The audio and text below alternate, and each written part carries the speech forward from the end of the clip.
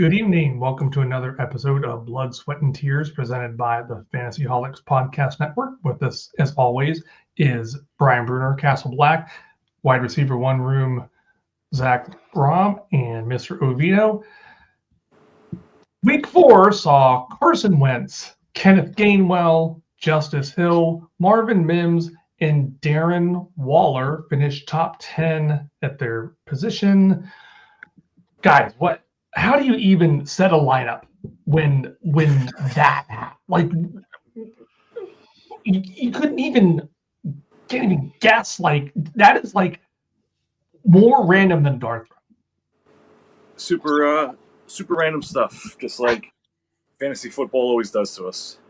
Carson Wentz threw for 350 yards. 350 yards. We talked about it a little 2 weeks ago. It's Kevin O'Connell is a great quarterback whisperer to older quarterbacks. And if Wentz puts another week on like that, are you starting McCarthy? Are you waiting till he's fully healthy? Like he's about to pull a Sam Darnold again, and we'll see how that goes. We brought it up last week. Like if they keep winning, Justin Jefferson starts having these 100-yard games. Fucking Addison had a 100-yard game in his first game back. Yep. How did they just go, okay, I know we're winning. I know this is great. Let's go back to this dude that looked like a deer in the headlights. I mean, I think it could be very much like the Bryce and Andy Dalton thing from a year ago, where maybe we get 2 bad games of Carson at some point in the season, and then they go, okay, fuck it, let's go back to the kid. But let's see what they do in London this week. Tougher matchup. They got to play that Browns defense. So Carson Wentz might be spending some comfortable time in the backfield with Myles Garrett. Might not look as sharp, but we'll see. It was nice to get a lot of points out of Jefferson for sure. That's why you drafted him in the first round. Looking at the schedule, I'd be shocked to see McCarthy. If Wentz keeps this up, gives another game, I'd be shocked to see McCarthy before week 13. Just with their schedule, you're looking at. They're at the Browns overseas. They got the Eagles. They're at the Chargers, at the Lions. First the Ravens. There's the Bears, week 11. But then at the Packers. That's such a tough schedule that if Wentz can pull you through that, get you even half of those, go 50-50, and not just pull 4 interceptions, you kind of got to wait to put McCarthy back. Man, if McCarthy doesn't get back in, I've got a lot of explaining to do, a lot of receipts to answer to, and man, I'm starting to sweat. My skin is leaking for sure. Yeah. Well, and like of all the teams that have had quarterback issues, like the Saints and the Commanders, like Wentz looked like there's no reason I clown him too much. I clown him relentlessly. Carson Wentz probably should have been in the NFL with a more stable gig. He looked perfectly plausible for a 18th to 20th best quarterback in the National Football League. Yeah, I saw him firsthand as a Eagles fan. The season that the Eagles won their first Super Bowl, he was on fire. He was pretty much unanimously considered that this dude is going to be the MVP this year. He is just cooking. His stats were great. The Eagles were winning. He gets hurt. Nick Foles come in. I don't think he mentally recovered from that. I think it broke something inside of him that, they literally built the statue of Foles out front of the lake. I got pictures posing in front of it. He just couldn't bounce back from that. And I think the organization could see that there was something broken in him, because then they spent up on Jalen Hurts that next year in the draft, sent the city into a fucking uproar. Oh my God, we already got a quarterback. What are we spending a second round pick on? And here we are now, lots of tush pushes later. But Wentz can fucking play. Wentz has all the tools.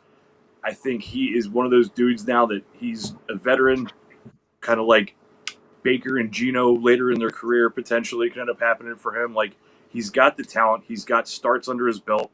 The big stage isn't shiny or scary to him. He's done it, lots and lots of times over his career. So not surprising at all to me that Wentz did what he did, looked good in that offense, looked good under KO. It's just, it all checks out. And I'm glad I put a lot of fab bids and waiver ads for him in Superflex leagues. And multiple spots now that I have to replace Lamar Jackson this week or one of these 4 quarterbacks on bye. Carson Wentz is sitting in one of those 2 quarterback spots for me. Yeah, looking pretty there. Well, moving forward to some injury news, we have some very interesting big names kind of injured. Some big names, some still a little lower. Lamar Jackson is out this week with a hamstring. 2-3 weeks is kind of what we're hearing. Tyreek Hill out. Not sure if technically he's on IR, but it's got to be season ending. 100%. That might be career ending. He's a stay-at-home dad. Yeah. I sent a picture of what happened to my wife, and she told me to delete it because she never wanted to see what was going on with his knee again. So it's that did not look pretty. Malik Neighbors got his ACL. He's out on IR for a while. He's looking so promising. Cedric Tillman got put on IR earlier today. Hamstring. Darnell Mooney's out. And then there was news a little earlier today for Bucky Irvin potentially being out this week. What are we thinking for fantasy relevance for this year and dynasty for these guys? With Lamar, I think it's pretty clear. They have a week 7 bye, so if they let him sit 2, he ends up getting a 3rd week of rest. I'd be kind of shocked if we saw him before week 8, which is just miserable. I have him in so many fucking teams. My redraft league that I care the most about went with like a 0 RB strategy. Lamar was the quarterback in that strategy.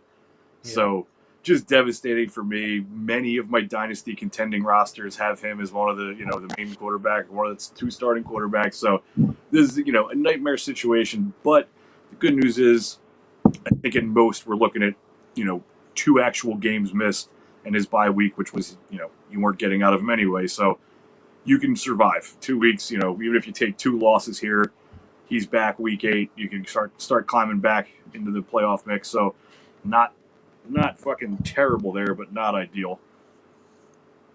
Yeah, that's a good point. I think 3 weeks, bye week, he'll be back after that. It's not ideal, but even if you lose these 2 weeks, you can still do something. You can still make a season out of it. Like I know I've done it. I've heard other people. I started 0-5 and won my redraft league that year. Like now's the time to start potentially panicking on some players, but not on your team.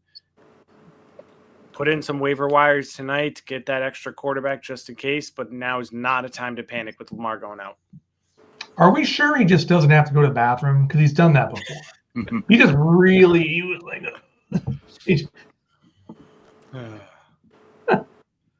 yeah. So better days ahead for Lamar. At least we didn't lose him for half a year for the year. But speaking of losing for the year, Tyreek Hill, dunzo, man. At his age and the fact that so much of his game is just predicated on him just being like the fastest person alive. This very well could be the last time we ever see him. I mean, I think he'll attempt to come back at some capacity. He's definitely done in the Dolphins uniform. Like he's not going to play for the Dolphins again. So who knows? Maybe he has some little reunion with Mahomes or something. We'll see.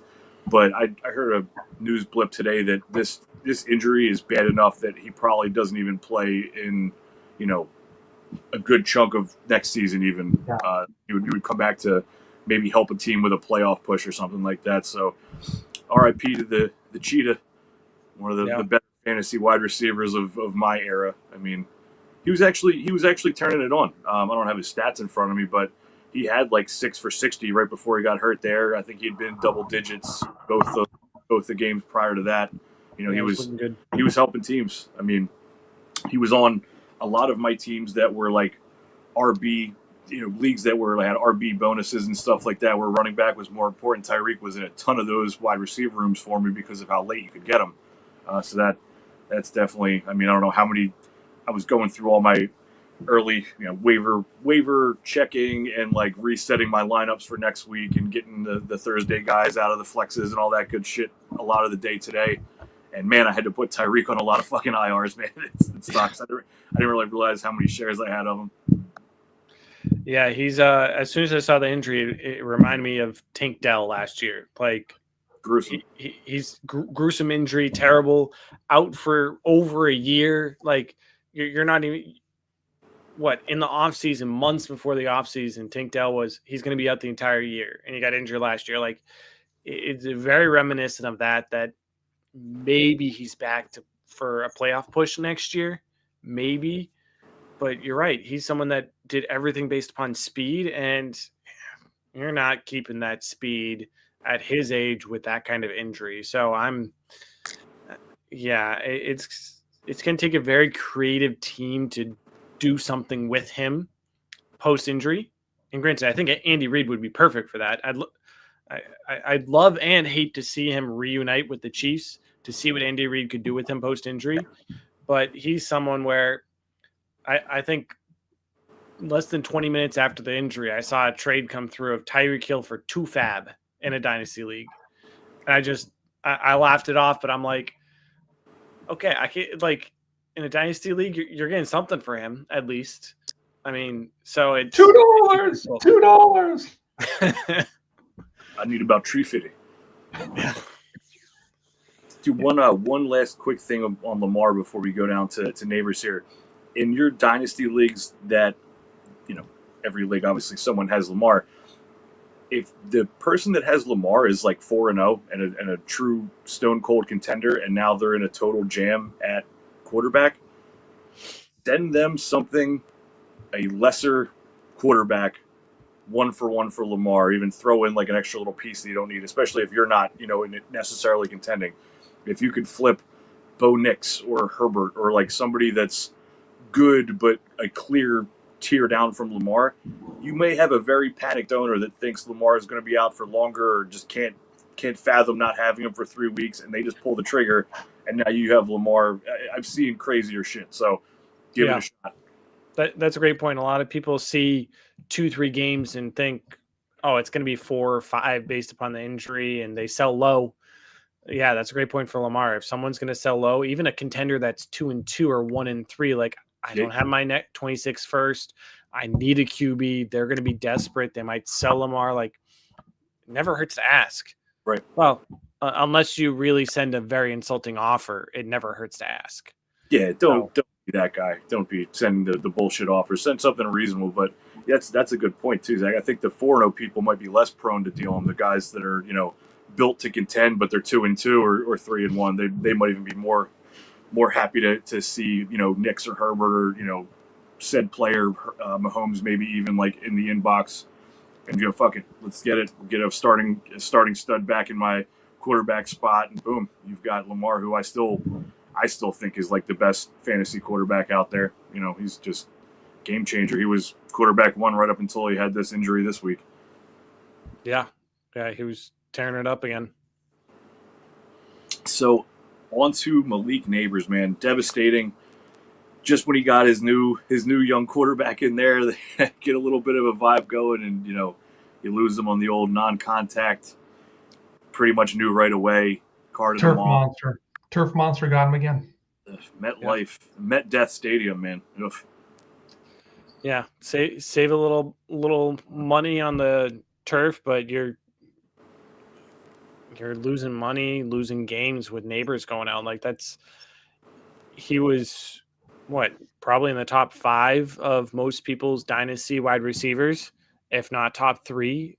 Justin Jefferson, Chase, and many people had Neighbors right there, depending on how you had Lamb and Amon-Ra. Like, yeah, you hate to see. And again, the problem is even if he's out for 1 year, that's still a 10-year lifespan. That's only 10%. But with an ACL injury for longer term, you question how high of a ceiling he's going to have when he comes back.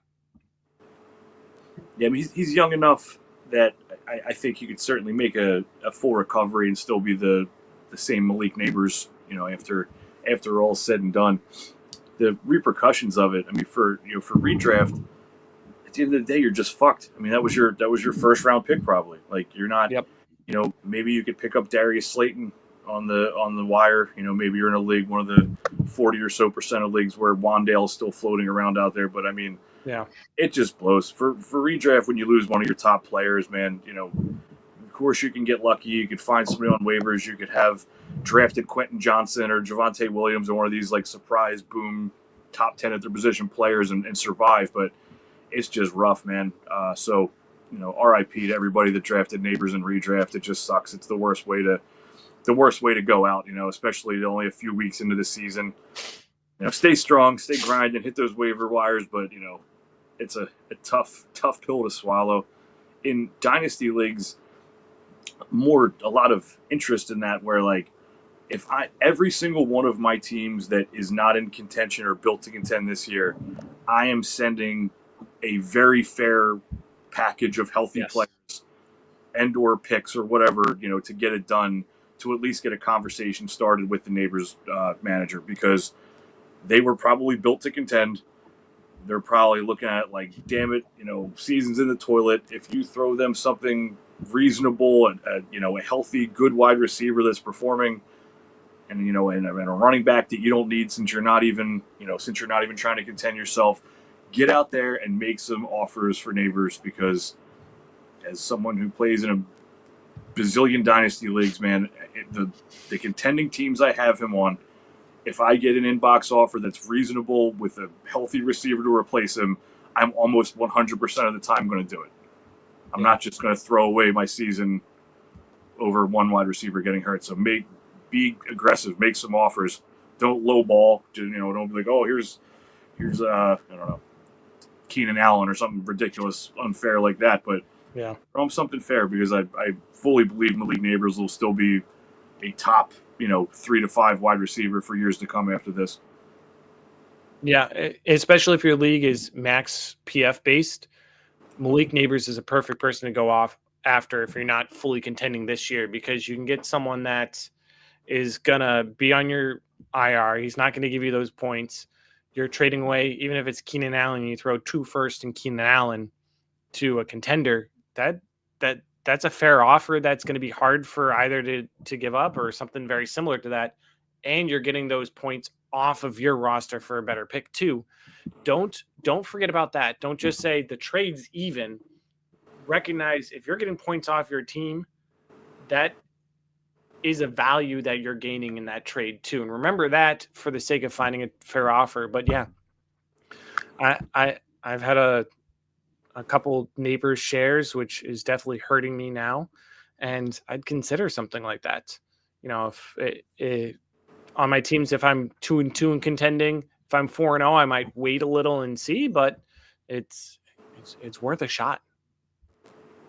Definitely. A fair offer and $2 fab. That'll seal the deal. Don't forget the fab. Yep. $2. Then 2 other wide receiver 2-ishes on their team. Tillman is out with a hamstring on IR, placed on IR earlier today, and Darnell Mooney's out with a hamstring. Not huge pieces. I expected more out of Mooney so far this year, but still relevant notes, especially for some deeper leagues. You might be starting some, especially with bye weeks coming up. It feels weird to say bye weeks are already starting this week, but keep an eye out. You got 4 or 6 teams on buys this week. Those guys would have been someone you could plug and play, and unfortunately not today. Yeah, between injuries and bye weeks, wide receiver this week it's going to be a low scoring week across the board. It's scary out there this week. As opposed to this week, I think there were 5 NFL teams that scored under 20 points this year. This was just a massive scoring week for fantasy purposes, which we love to see. But yeah, I expect a dip happening this week too. Yeah, just off of Tillman, pretty straightforward. He's out for at least 4 weeks. You figure bump to Judy, and then hopefully we could get something out of Fannin and Njoku. I don't think they really have much choice. Rumblings that Flacco might even get benched this week. That Dylan Gabriel, word from Cleveland is he's probably going to end up starting this week. Who knows? Rookie quarterback comes in. Sometimes that brings a little hype, a little juice. So I think Judy, especially given the bye weeks and injuries, Judy's probably locked into at least a flex spot on your team if you've got him. And Bannon and Njoku are, emergency starts at the tight end. Hoping for better days for both of them. And with Isaiah Bond. Bond is playing snaps. He's getting targets. He's making catches. He's shockingly doing okay given the Browns quarterback offense situation. A guy that he was an undrafted free agent. He didn't even sign he was signed in the preseason. I think he didn't get a full training camp, full off season, and he had 3 catches, 58 yards last week. He could be if you get him this week, I would get him now instead of having to now's the time to get him. This time next week he could be twice as expensive. There was a lot of people that liked him as a prospect over his college teammate Matthew Golden. He was pretty much locked in. They were considering him a second round NFL draft pick, and all the whatever happened with the legal shit that got dismissed or whatever it is because he was able to sign with the Browns and now he's playing. But yeah, that's worth noting. He's involved, so he's a nice waiver ad for sure. Most definitely. Okay. So we're bringing back our spotlight players with a little bit of a twist this week on a patience or panic. 4 weeks have gone through. That's roughly 28%, 30% of the fantasy season. It's a fourth over. Don't say that. Yeah, more than a quarter of the fantasy regular season now. Fantasy, not football, fantasy purposes. So over a quarter of the way through. So we're talking about players we're going to be patient on, expect them to kind of bounce back in the next couple weeks, or players start pressing the panic button because, again, it seems weird 4 weeks in. I can't believe there's bye weeks, but we really have to start evaluating these players, especially for redraft purposes of, are we keeping them? Are they still locks in our lineups? Are we moving them to our flex spots and seeing what's going on there? But let's start some patience or panic. Who wants to start us off? You can throw one of my 3 up there. Go for it.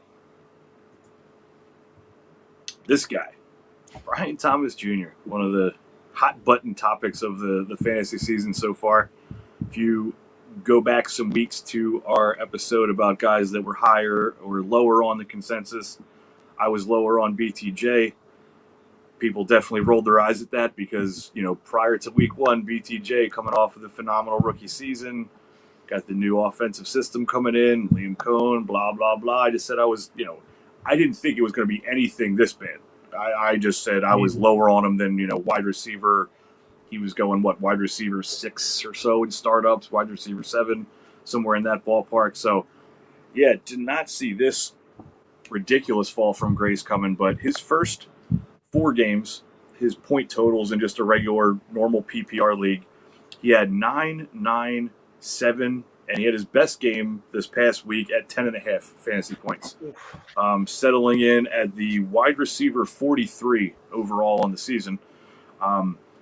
Just rough, man. And I don't even think it's necessarily him that he forgot how to play or whatever. I think it's just a mess down there. The Shane Waldron offense is not what we were thinking. We were thinking we were getting the Buccaneers offense from last year, which is a hybrid of the McVay Rams offense and great for everybody around. And instead we got this Shane Waldron bullshit. Haven't we already watched him fail in the NFL more than once? Why is this guy why isn't Liam Cohen just calling the plays and implementing that system? But at the end of the day, this is panic or patience. For a redraft league, there's really, I don't want to say there's not strategy in redraft, but the only thing in redraft is win at every fucking level possible. You don't get your money back. You don't get to build up for save money for next year or, get a better draft pick. You have one goal, and it's to try to win. So in those leagues, you have to be pretty panicked. You spent probably your second round pick on this guy. He's getting you. He's not worth starting, even in a 3 wide receiver league. He's a low end flex at this point, going by the fact that he's wide receiver 43. So it's definitely a panic situation there. But the sad thing is, there's not much you can do. Nobody's going to give you. I mean, by all means, shop him around, put him on the trade block, make some offers for lesser names that are performing better than him. There's a million of those around there. But try and see what you can do. But, we're not panicking to the point that you're cutting him on any level. Certainly not. He's still the main target there. He's getting the targets. Hoping better days are ahead for the Jags offense. But, yeah, man, it's definitely a panic situation for me. In dynasty leagues where there is some layers of strategy, he's a guy that I'd probably shoot some low ball offers on for, my teams that aren't necessarily contending this year. Throw somebody a second. Throw somebody I don't keep bringing up Keenan Allen's old ass, but here's Keenan Allen in a second. You thought you were contending this year. Keenan Allen's wide receiver 20 on the season or some shit like that. Whatever it takes. I think he's worth buying. I don't think this dude's just going to fail and not be in the NFL next year or 2 years from now. His rookie season was phenomenal. I think that this is more of just a Jaguars problem overall than a Brian Thomas Jr. problem, but certainly panic. Yeah, I'd agree with that assessment. For redraft purposes, I'm panicking here. In that case, I'm looking for someone who's like 3-1, who's 4-0, who has a deep bench, and saying, hey, you can take the risk with Brian Thomas Jr. I'll give you that for someone who's just scoring points on your bench that will start for me to try and make something up. And let him take the risk. I can get more starting points, seeing if something like that. But in Dynasty, I think he's a buy low. I was just looking at his stats. He's had 31 targets with only 12 receptions and 3 drops. But that means that 16 targets aren't classified as a reception or drop. So 16 targets aren't his fault. 16 targets are either great defense, Trevor Lawrence's fault, or something else. And that's significant, especially with the fact that right now he is ending the season with more targets than he had last year. But over 50% of his targets are not deemed catchable, or something that's not deemed his fault if he doesn't catch it. For me, I wouldn't expect that to continue. Whether that's they change offensive coordinators next year or something, but if you want to wait even 3-4 weeks to try and buy him, or send that offer now and then say, hey, this offer is good for the rest of the season. And like, if it's Keenan Allen or a second or something like that, and if they really start to panic in 3-4 weeks, get him in your dynasty leagues. That's not a trend. Like a quarterback who's not getting your main receiver 50% of his balls to be targetable is not staying there. Whether it's the coordinator or the quarterback, Brian Thomas Jr. will bounce back in a year or two, and now's the time to get him cheap. They could legit fire Waldron in season. That's crazy that Liam Cohen doesn't have the access to the same info that Shane Waldron sucks. That's like, we have that insider info that he's not good and that he screws every wide receiver he touches, but Liam Cohen doesn't know that somehow. I'll give him one free Google search. I don't know if he knows this, but fucking Matt Nagy's available to call plays too if they wanted to bring in another offensive genius. It's just weird. I do think with them moving up to get Hunter, with the hype for Thomas, the fact that Trevor Lawrence is the number 1 overall pick, they already gave him his big bag. They'll just to fire Waldron and just like make an adjustment on who's calling the plays. If we keep seeing this bullshit offense come out week after week and they're not winning games, I don't see how they could go all 17 just doing the same exact thing over and over again. I don't think it's possible. I think something happened. But the crappy thing is, they just beat the 49ers pretty convincingly. Travis Etienne is reborn. Brendan Strange is looking fine. Like, the offense is doing fairly well, and then you're like, Looking at you, Brian Thomas Jr., are you a pumpkin? Are you like the new Juju that just almost overnight just isn't good anymore? Like they're doing it's not like the Jaguars are 0-4.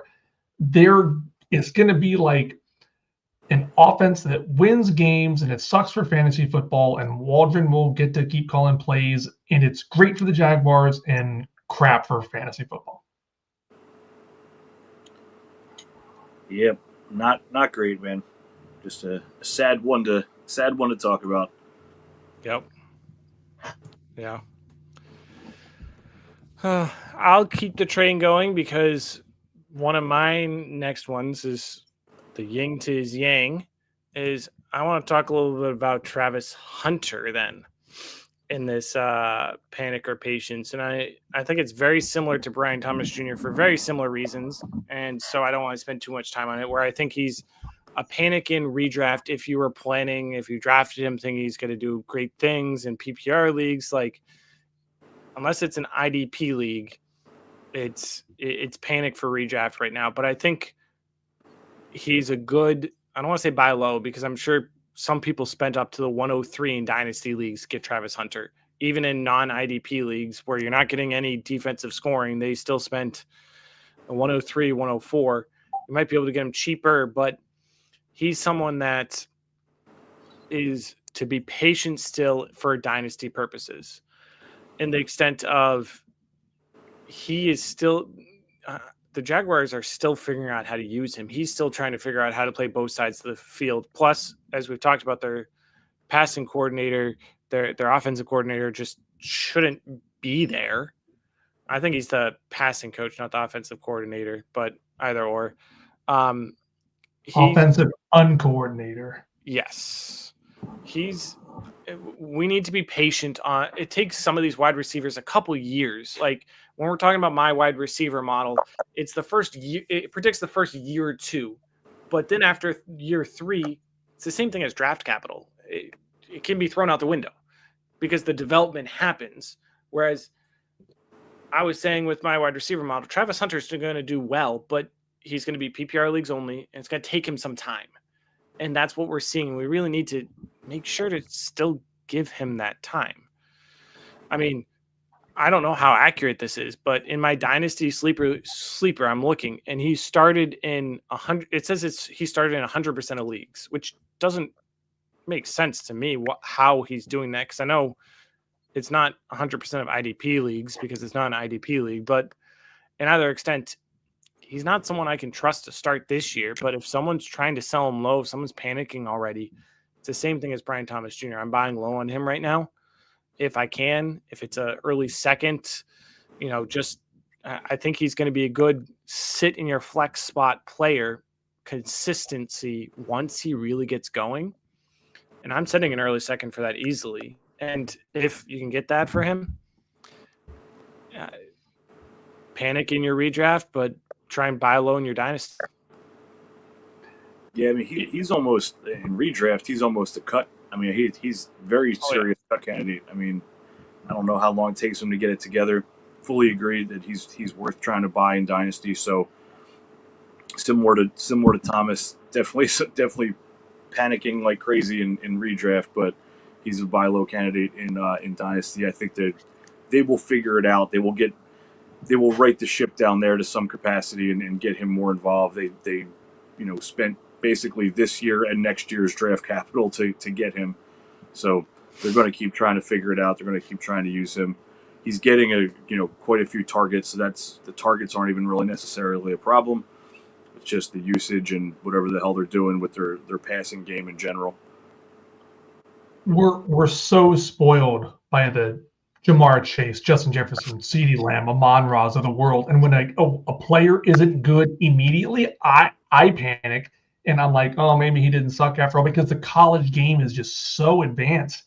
And if you're a second overall pick, you should be a plug and play starter. And I don't know when to say, man, the team that's with this guy all day, every day for weeks or months that took him second overall decided to give Parker Washington 16 targets in week 2 and 3, and how much do I need to read into that, or that I don't know? I'm like, when there's smoke, there's fire. 16 Parker Washington targets. Good Lord. Yeah, it's difficult to tell, but it's for dynasty purposes for someone like this. I'm being patient. There are other dynasty wide receivers I'm panicking on 4 weeks in for sure. I'll admit that. But for someone like this, we know the talent is there. For dynasty purposes too, if you had what you thought was a contending team, but you had Travis Hunter plugged into one of your starting wide receiver spots, shame on you, because that's not the way to do it contender wise. Now, you had done the same thing with like Emeka Ibuka. You're looking smart, man. You've got this dude that's been crushing since week 1, but that's a luck and not the common scenario. So the teams that I have Travis Hunter on, not a ton of them are contending teams because I had a top 2 or 3 or 4 draft pick in order to take him. So they're generally rebuilding teams. So it's a lot easier to just be patient there and have him on the bench, whatever the case. But he's definitely a buy low for me. I mean, he's one of the more talented athletes that has come into the league in a long time. Period. There's some like Bo Jackson freaky shit. So they'll figure it out. They spent so much capital to get him. They don't have much around him after BTJ and him. So let's get it together down there and do ball. Yep. Thank God the Jags didn't ruin Ibuka. True. Okay, let's keep up on this wide receiver bandwagon. We've been talking about Nico Collins. Man, this is if you can get him now, for someone might be panicking. CJ Stroud has regressed. CJ Stroud just might be an Ohio State quarterback after all. But this is the time to get Collins, because have the Ravens completely forgotten how to defend? For the longest time, it was the Baltimore Ravens defense that gritty, smash mouth football. The Ravens defense stinks everything right now, and this is a get right game for Nico Collins. For the whole Texans offense, I think they had an appetizer with the Titans this past week. Collins is getting there. I think he had 104 yards week 3, 75 yards last week. This is I think a lot of people could be panicking on the Texans as a whole, but now's the time to buy, now before this time next week, because I think the Texans are going to shock the Ravens this week. If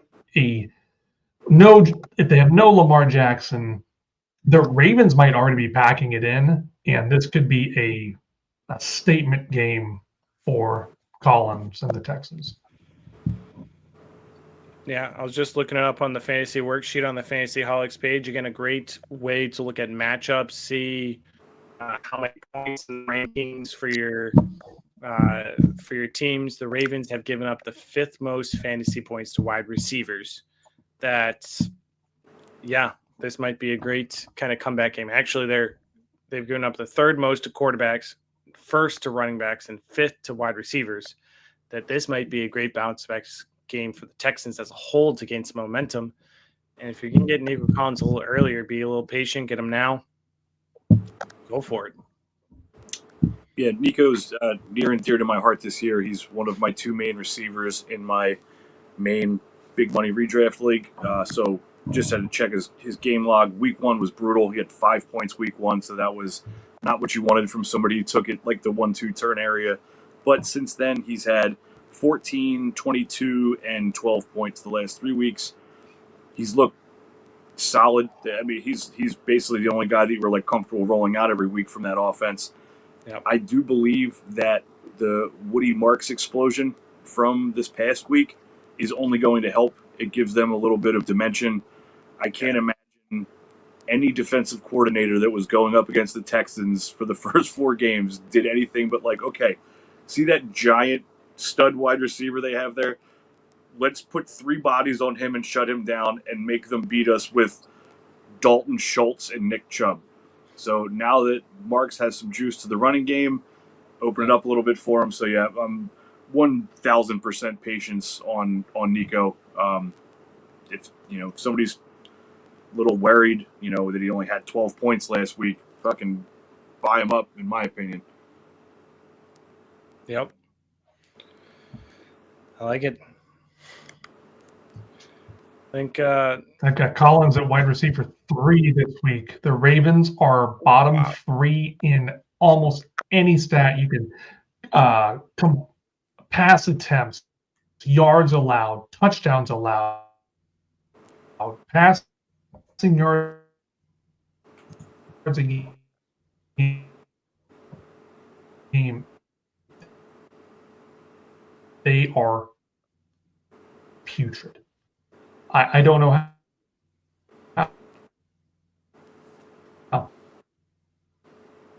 because they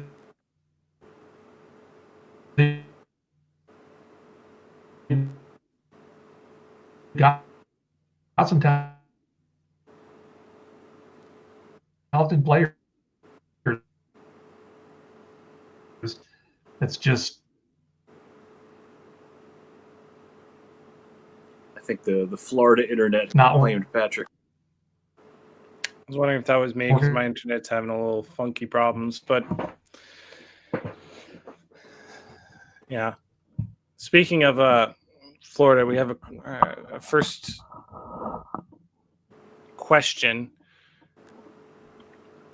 How are we thinking about Darren Waller with Tyreek Hill being done for the year? And Darren Waller's explosion, he had 2 touchdowns and was a top 5, top 3 tight end this last year? Yeah, I mean, Waller certainly went into the waiver column that I wrote today for the page.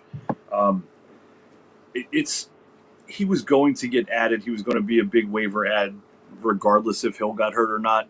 People remember the name. People just saw him in a spotlight game get 2 touchdowns. Tight end, as per usual, is sucking it up. Even guys like Bowers that we all had high hopes for aren't really putting up numbers at this point. So he was going to get snatched up. The Hill injury definitely boosts that even more. He only played on, I think I saw somewhere, 27% of snaps, though.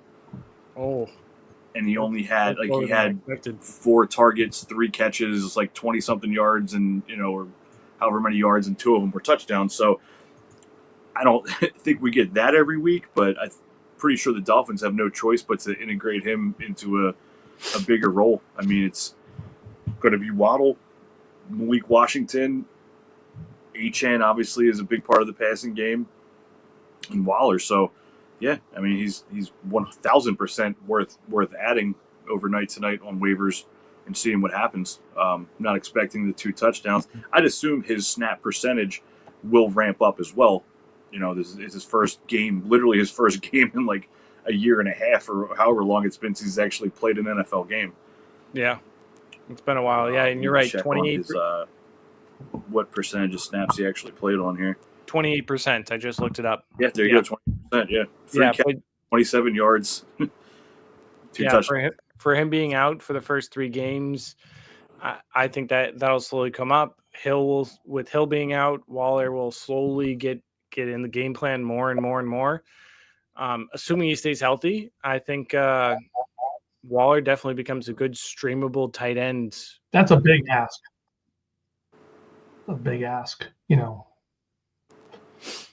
I will say Waller retired 2 years ago and he still missed the first 4 games. Tom Brady retired a couple times. Yeah.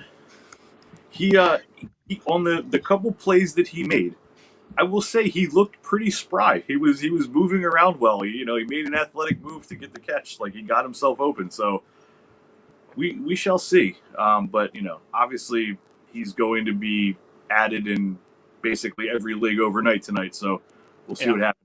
The opportunity's there. They don't have a tight end. They have who the fuck's their starting tight end? Julian Hill. I don't know. So I mean, it's Darren Pollard. Waller is now. Yeah, exactly. Yep. Some jobber blocker type. Yep. Moving on, we got a rookie we'll talk about next. What we're thinking. RJ Harvey. Yeah. So I brought him up when we were talking about this yesterday before the games happened because he was looking more a little bit on the panic side.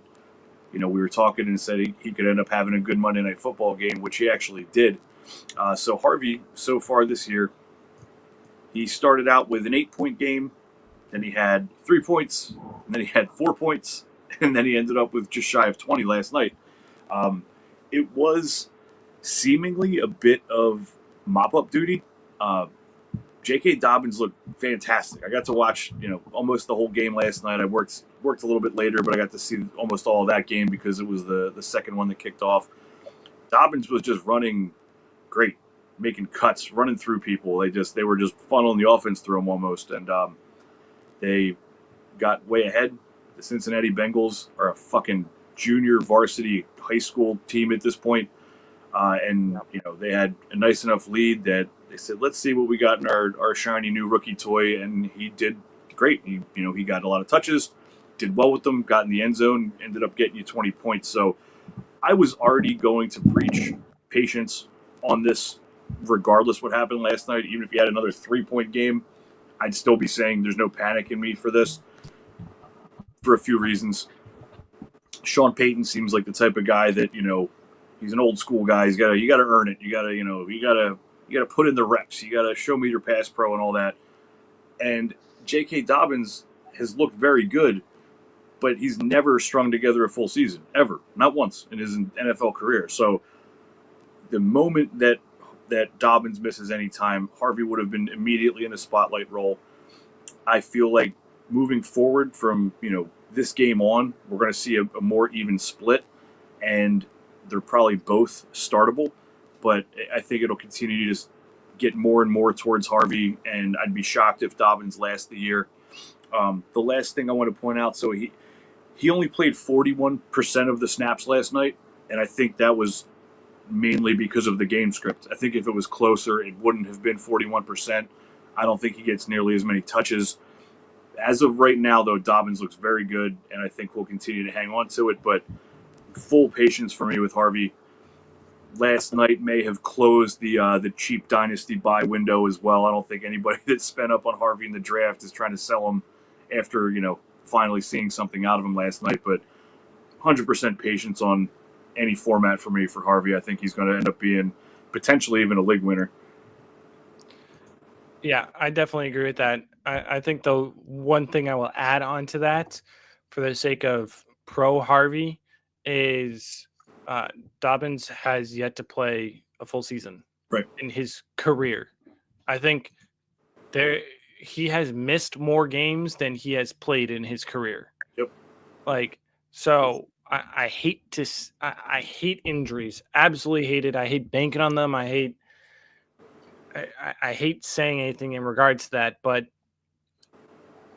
Dobbins is probably going to get injured this year at some point. I hate banking on something like that. You never like seeing anyone go down, but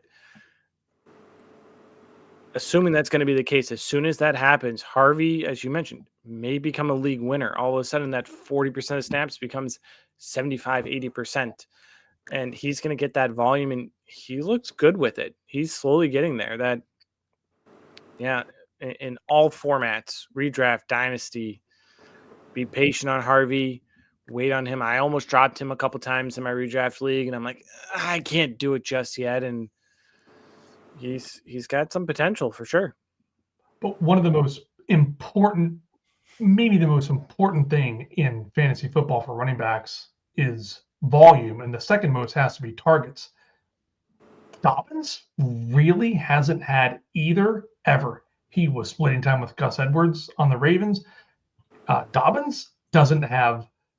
He's never targeted. I'm sure he can catch a football. His offenses haven't relied on him. J.K. Dobbins has 5 catches through 4 weeks. And not having the role in the passing game hurts his overall value. Dobbins has been running back 14, 16, 14, and 28. As well as he's played, I think Harvey is the better pass catcher, and that's where he will later in the season. I think Harvey will take over that workload because I can't see Dobbins holding up to a full season. He's like on a college schedule where they only play 13 or 14 games. I don't know if Dobbins' body can hold up to a full 17 game workload. Yeah. Harvey's great at catching the ball. Looking at his stats, he almost has like 80 receiving yards. He has 9 receptions. He has a touchdown. He's looking great in that regards. That even if he gets some more snaps for your PPR leagues, he'll be sitting pretty there too. Watching the broadcast last night, Troy Aikman said he literally looks like Emmitt Smith out there. He said I don't think he said it exactly like that, but he said he's built very much like Emmitt Smith. He's like a shorter dude. He's 5'9", but he's like 210. So he's built for it. He's that small package, but he's not a small guy. He's thick enough that he could get the workload. So yeah, maybe if he wore those big, huge 90s running back shoulder pads that were like even with his ears, then he'd look like him. Yeah. Yeah. Okay. I'll go next, and I'm going to say I was wrong on this player. And I'm going to go to T. Higgins. And I'm going to say I'm going to start panicking a little on him. I was hyping him up before the season. I'm like, okay, he has a ton of red zone targets. He's going to get the ball. He's going to be electric with it. He's going to be healthy. And then week 1, he didn't do great. Week 2, he did well. And then Burrow went down, and he has not even 7 points in half PPR leagues combined in the last 2 weeks, even with 8 targets.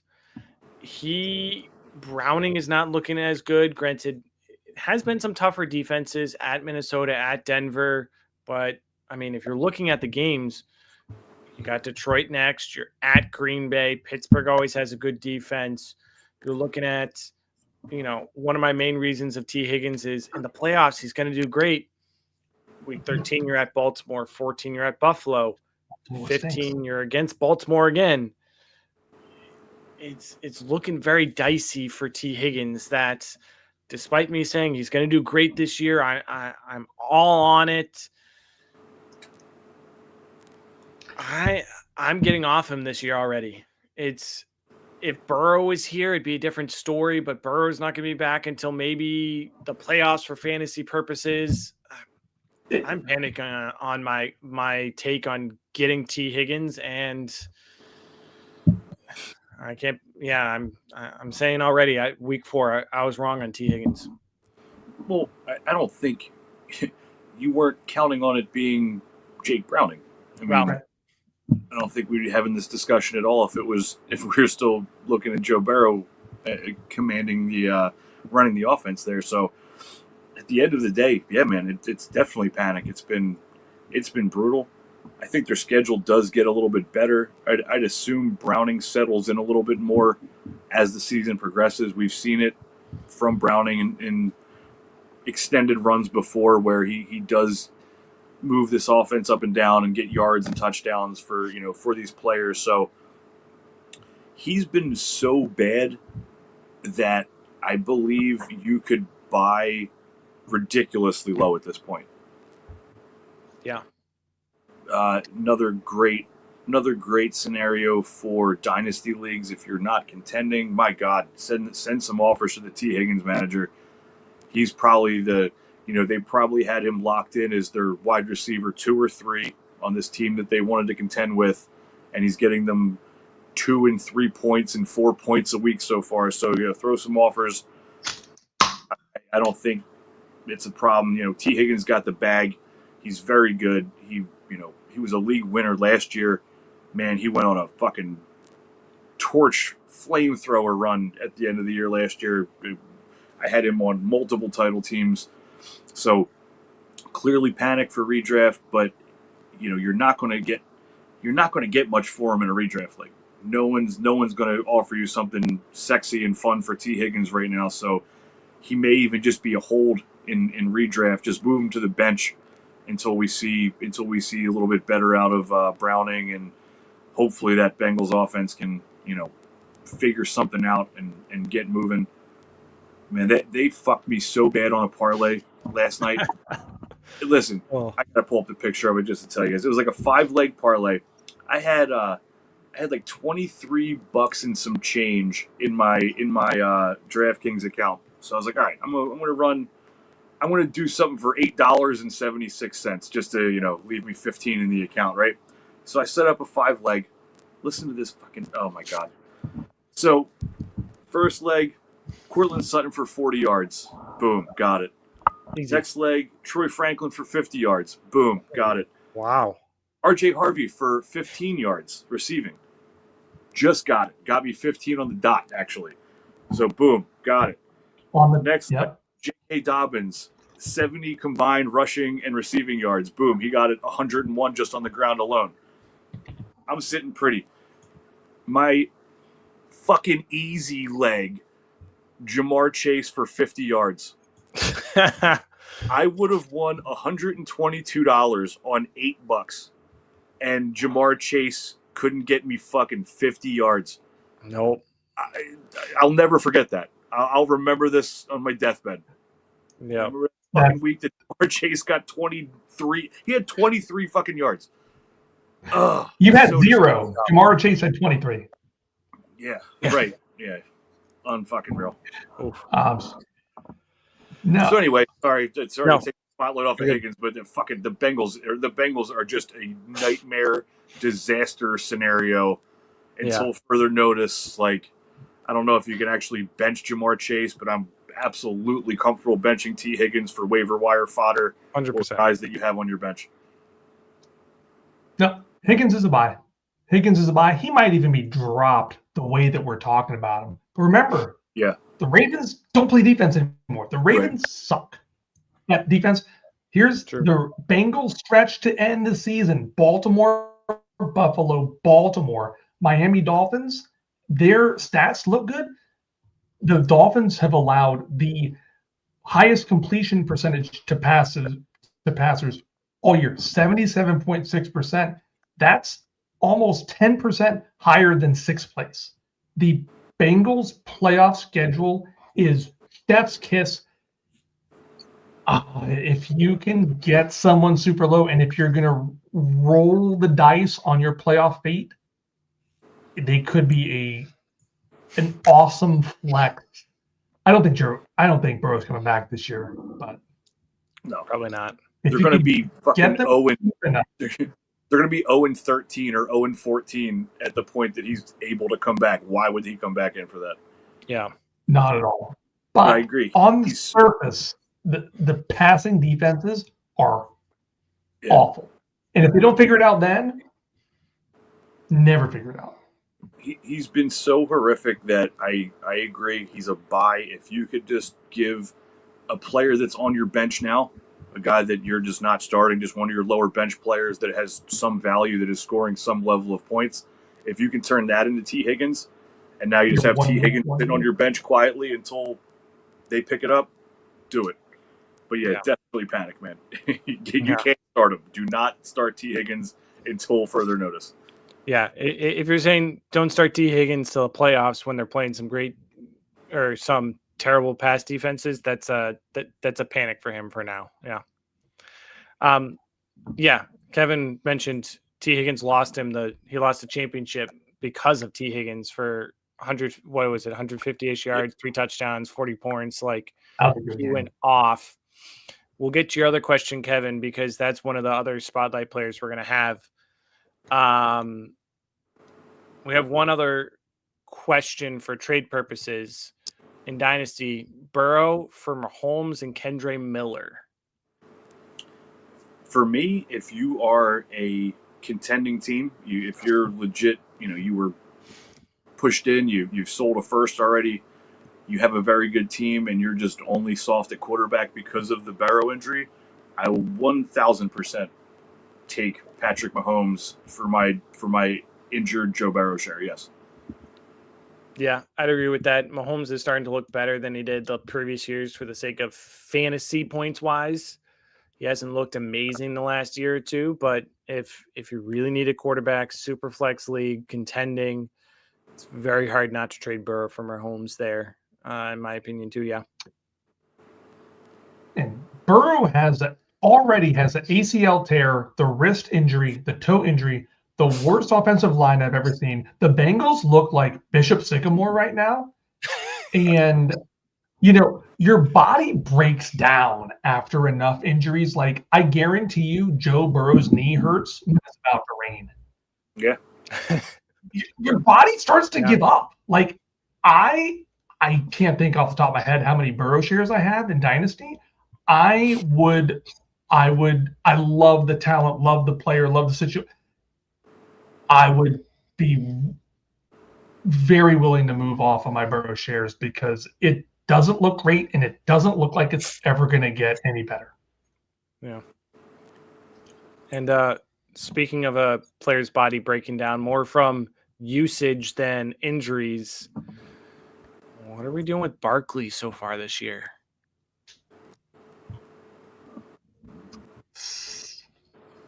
Saquon Barkley doesn't have a 100-yard game yet. 100 total yards. Really? Not yet. No, he does not. I didn't realize he was doing that bad. He has an 88-yard. I know that our resident Eagle fan will vouch for it. He had 94 yards total week 2, but it's not looking. It's like pick whatever curse you want, like curse of 400, Madden curse.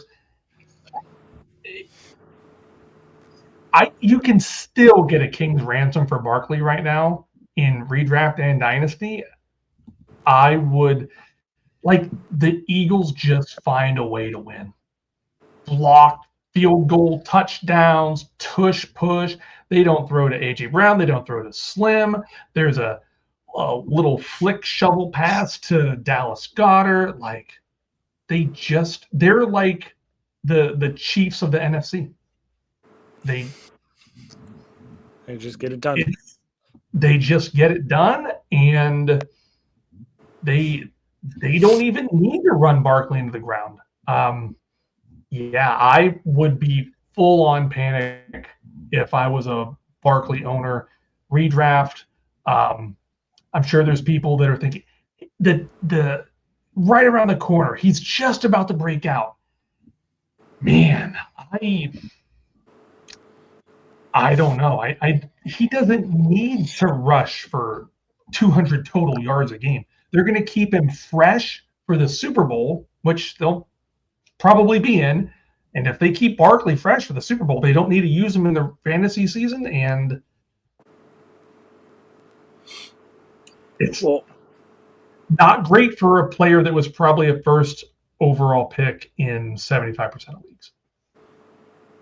Yeah, so I mean, just looking at the numbers, you're not wrong. He hasn't had 100 yards from scrimmage yet in a game, but he has had more receiving work than he was getting last year. His running back on the week finishes for the first 4, running back 7, 12, 30, 16. Not a 30. Guy. Yeah. I mean, not a guy you're cutting. Certainly a guy that you're happy to have on the team. But he's not. There's no return on investment for where you took him at second overall, third overall, wherever you say. He may have went first overall in some drafts. I think he went second overall in my main redraft league. So yeah, it's grounds for panic, but at the same time, like I said before, in redraft, your only goal is to fucking win that title. You're not building up something for next year or try to gain assets for next year's draft. So if you took him in your redraft league, I mean, I don't know if you could flip him into a running back that is performing well. What are you going to trade? Are you going to trade him for Travis Etienne? Because Travis Etienne's cooking right now. He's the running cooking. back 9 on the season, just coming off of a 100-yard touchdown game. You flip it 1 for 1. You selling Barkley for Etienne right now? Wow. It's a good one, right? I probably asked for a little more besides ETN in return, Okay. but that'd be. I mean, what concerns me about Barkley is he's played 2 bottom 10 rush defenses and doesn't have 100 yards from scrimmage and doesn't have a top 5 running back finish. Kansas City's has given the 9th most running back points. Dallas has given the 6th most to running back. He doesn't have a top 5 finish. That concerns me about him. I'd consider if you offer me ETN and T Higgins for Barkley, I'm taking that in an instant. Something like that, like even if it's less than T Higgins, like I'm considering it. Yeah, it's an odd one. It's we all knew that he wasn't going to do 2,000 yards again. Running backs just don't do that. The positives I would say is he's still getting a huge percentage of the snaps, 84, 94%. Most of the touches, he's heavily involved. I think as the season progresses and the weather gets shittier, we'll see more and more better things from Barkley.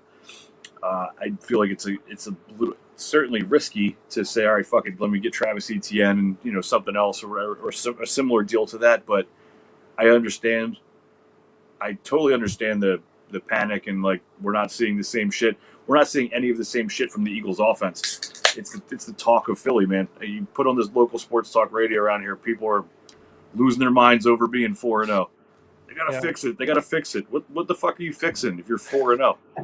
But the Eagles are not built for fantasy right now. They're a winning NFL team, but for fantasy purposes, Jalen Hurts is still a starter, and you're still starting Saquon. But my God, you can't put Slim or AJB in your lineup. You just can't do it. Dallas Goedert actually had 2 fucking touchdowns. Yeah. He was the wide receiver. He was the tight end 1 on the week this past week. So I mean, he's healthy. He's a nice start, I guess. But it's weird. It's messy. But if you could get something, if you could find a good deal for Barkley that you're comfortable with, I could sell him.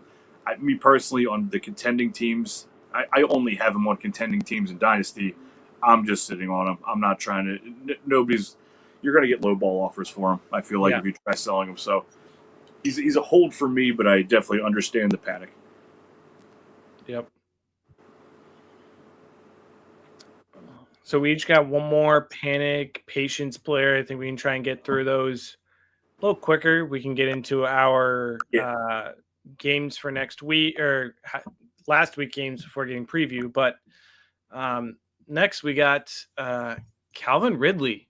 Save. I was going to try to find a sound effect of like the like just full blown panic. But yeah, it's been brutal. I had a lot of hope for Ridley. I liked where you could get him value wise in redraft and in dynasty leagues. It's been a disaster. I got his game log so far. It's not fucking good whatsoever. My man, I think, is sitting at the wide receiver 73 on the season. 73. That's not a typo. His point totals for the first 4 weeks were 6, 8, 3, and 5. Full panic, all formats. I'm not suggesting he's a cut in a dynasty league where you have giant 20-something, player benches, but you ain't starting him. He's an older player, despite not having a ton of wear and tear. He was an older rookie. He missed like almost 2 full years for the gambling thing and then the mental health, year off and stuff. So he definitely doesn't have the, his body's not as beaten up as guys his age, but I had higher hopes for Cam Ward. Cam Ward came out in his press conference and said, if we're keeping it a buck, we're ass. I think was his exact quote from Cam Ward. So I like to see that. He's being tough on himself. Maybe that helps him turn it around. But in a normal 12-team redraft league where you've got 5 or 6 bench spots, peace out, Calvin Ridley. There's guys like Alec Iomanner and Darius Slayton on waivers that are infinitely better options. Speaking of Iomanner, he's by far the better receiver on the Titans to own. Yeah, we don't have to go on too much about Ridley here, but he's my full negativity. Just drop him like it's hot. Fucking, don't drop him in Dynasty. Just throw him on the bench. But man, what a disaster for someone who I had some pretty high hopes for. I distinctly remember on this show saying, Will Levis and Mason Rudolph helped Ridley have a very solid year last year. All Cam Ward has to do is be as good as Mason Rudolph, and guess what? They haven't. It sucks. They are abysmal to watch. You can't start. I mean, Pollard's been okay. The Titans are the boringest team in football. I invested way too much in Ridley. I thought he'd be a veteran presence. I thought Ridley, Tyler Lockett, Pollard, what a veteran locker room influence to, really help Ward acclimate to the NFL. Nah, just dunzo. Population, Calvin Ridley, Cam Ward. Yep. Yeah, that's exactly what I thought too. It's tough. And that's all I have to say about that. Yeah. We spent too long talking about the Titans. However, that was like 4 minutes, maybe. Yeah. I'll jump in then. Marvin Harrison Jr. We need to be patient with him. In the extent people are saying his rookie year was terrible. We need to sell him, get off him. I think we talked about it briefly. He almost had 900 yards and 8 touchdowns his rookie year. That's not a bad rookie year. Just because we were expecting him to come in to be a top 5 dynasty wide receiver, the expectations were so high that all of a sudden, he didn't meet those expectations, so sell low. He had a strong rookie year, and he's starting pretty strong so far. I mean, he's already at a quarter of his yardage total this year as last year, so he's looking for another 900,000 yard season. He has 2 touchdowns, looking to repeat, if not be a little better. Additionally, if you're watching this game Thursday, after that touchdown catch, he looked different. Even the commentators, people were saying, I was seeing, he looked defeated before that. He looks like he was running routes just like he didn't care. But then after the touchdown catch, I don't know if there was a confidence booster of him and Murray are finally getting on the same page, but there was something that looked a little different, that he was sharper. He looked like he was carrying more. It looks like there's just this flip of a switch that happened, and that I'm really excited to see what happens here on out with him. That I think he's a good person, that if you have been patient on him so far, your efforts are going to be rewarded. And I think something's going to happen, something triggered in him, that he's going to give you some good games in the next upcoming weeks. He was a victim of overhype. His rookie year, he was getting taken in the first round, if not the early second round of redraft leagues. Yeah. He was the consensus, even in Superflex leagues, he was almost automatic 101 over Jaden Daniels and Caleb Williams. Yep. His dad's a Hall of Famer. I mean, it was the perfect storm of letdown. At the end of the day, his numbers for his rookie year were fucking solid. Very solid, almost 900 yards, 8 touchdowns. I mean, shit. Before the Jamar Chase and Justin Jefferson of the world ruined it for incoming rookies, that we would have been so hyped about that season. But again, it was just we overvalued, we overdrafted, we expected so much more instantly. Looking at what he's done this year, he came out week 1 and he was the wide receiver 12. He had a 19 point game, whatever. And then the next 2 weeks, he got you wide receiver 83 and 51. So we're back on the, he fucking sucks again thing. He's on a spotlight game, I forget the word they use for that, is a spotlight game, whatever it is, when they put him on, and he looked like shit. He came out, he fucking just bumbled that one ball and more or less just tossed it to the defender and looked all defeated, and like I felt like half of the halftime show was Tony Gonzalez and Andrew Zimmerman and whatever that guy's name, the freaking big offensive tackle for the Rams that retired, just talking shit on him. Like, hey, he's got to do something. This guy looks like a mess. It was odd. They like focused on him specifically, like just beating the shit out of him. And for it was weird. I just remember like saying something to my wife like this. You don't really see this that much. I've never seen them just like dogging a single player at halftime. And you're right. He got that touchdown. He looked like he was going to cry. Like, I think he might have cried, which I get. I mean, imagine how much emotion is going through this kid's head, hearing all this shit talk and the struggles that he's dealt with and all. And he did look different. Bounced back this week. Definite patience for me. I'm not even remotely thinking about selling him on any of my redraft leagues that I'm looking at him as a long-term awesome asset. In a redraft league, you just got another, wide receiver 14 finish out of him. Why are you going to sell him? Most people are lower on him in general, so I don't think anybody's going to give you some fantastic offer for Marv. So yeah, total patience for me.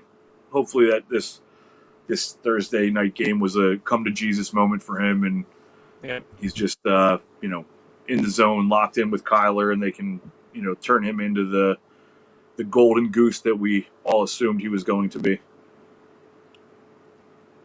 Yeah, there was they cut away to a fan in the stands during the game, and one dude turns to the other dude and says, "Bro fucking sucks." And I don't know if he was referring to Kyler or Harrison or both, but it's like, yeah, man, I kind of feel like Kyler Murray has Marvin Harrison Jr. and Trey McBride on his team and struggles to throw for 220 yards a game. That's his max this year.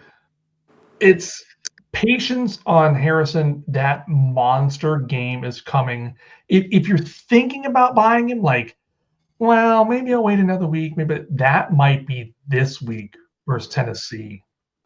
Like, if you're buying low on T. Higgins, if you could somehow buy low on Nico Collins, now might be that time for Harrison because, like you said, the confidence, the monkey's off his back. Yeah, it could be the time is now or never. I'm not panicking on Harrison. I'd love to buy low, always have a soft spot. They play in Indy next week. I think that'll be his first time there.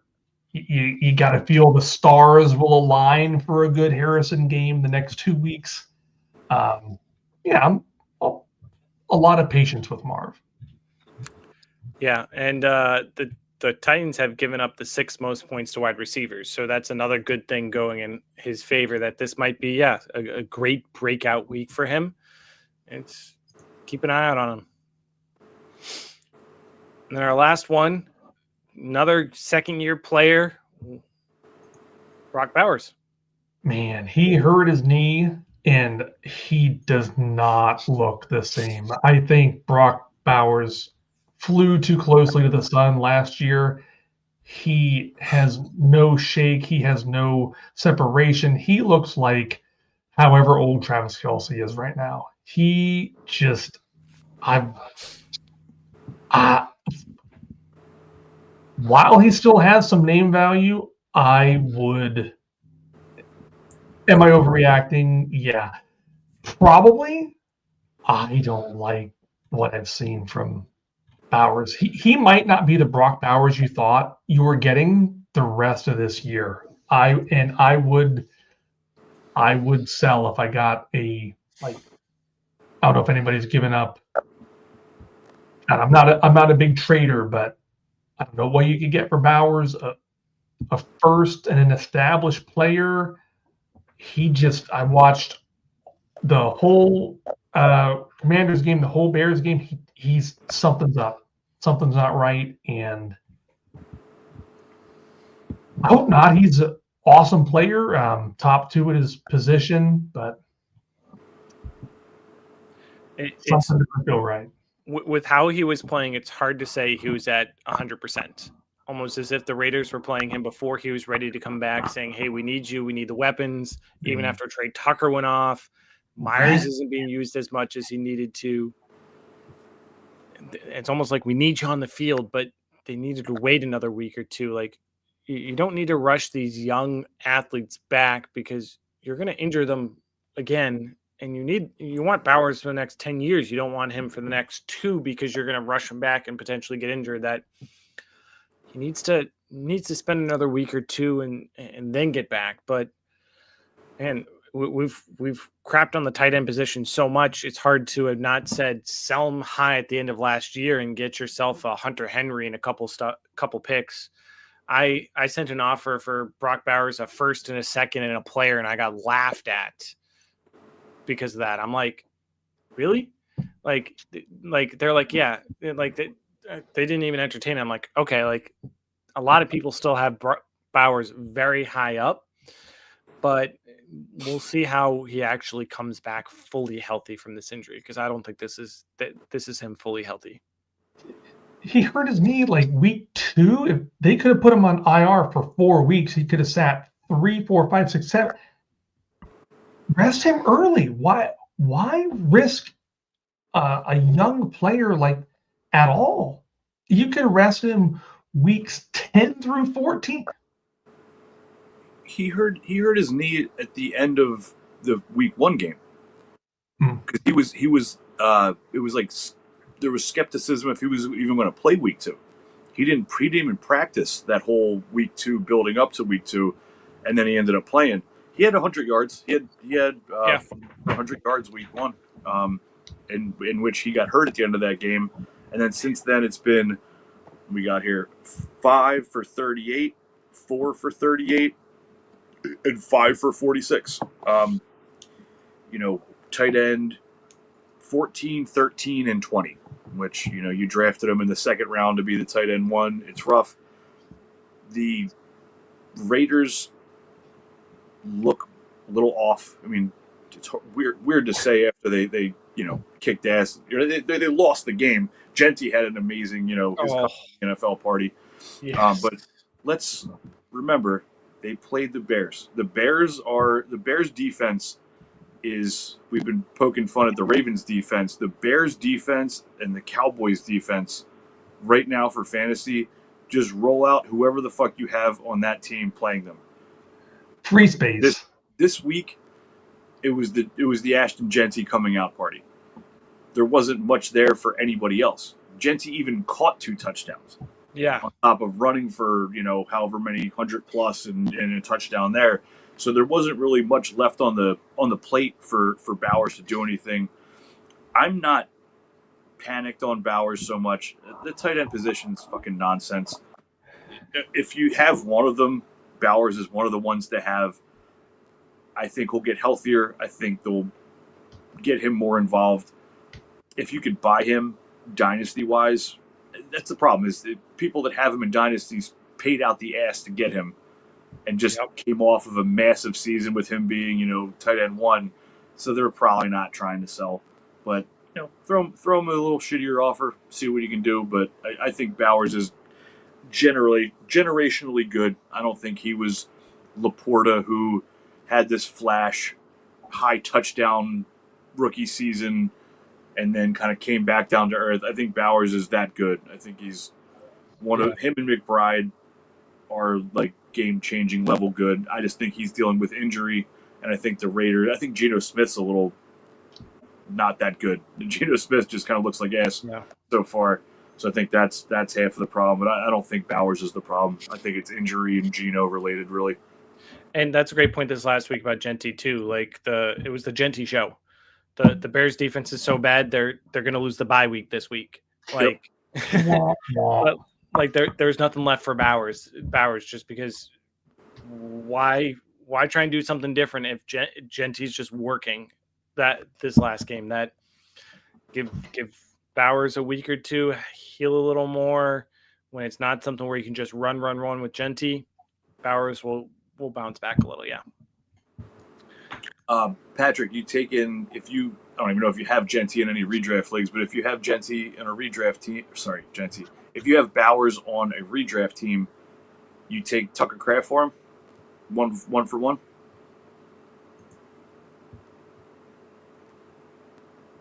Yeah. Okay. Yeah. I would not. I would keep my Bowers share, or I would sell my Kraft share to get Bowers. But Yeah, Kraft's been better, so I understand. It's close, but it's close. Well, we've been talking about games. Let's go through and see what other games this week kind of has stuck out to us. Talk about these last week for 10, 15 minutes before diving into what to expect next week. What were some big moments or big news from this last week besides the Packers losing last week and then tying the Cowboys? That I woke up shocked that the Packers didn't win. Micah Parsons did nothing. This Packers defense that we were heralding as this new all-time great, best defense in the NFL. They just fucking let the CD Lambless Cowboys hang 40 on them and tie them. It was gyros. I have the Packers defense in my main redraft league, and I literally have 5 different waiver claims in order of how I want them to replace the Packers defense with 5 different defenses that are on waivers. They are on bye, so I couldn't start them this week if I wanted. But yeah, Dunzo with them. Yeah. Man, Jonathan Taylor looks amazing. It might be the best he's ever played, and the Colts should have that game. If Adonai Mitchell was a healthy scratch, they would have won. Man, True. What a clown! Like, oh my god! But Taylor looks amazing. Taylor gets the Raiders this week. He's my number 1 running back. Wow. Rankings wise, oh man, it is going to be a bloodbath. 200 total yards for Taylor this week. If I was the if I was a gambler, I'd put whatever the over is on Taylor. Take it.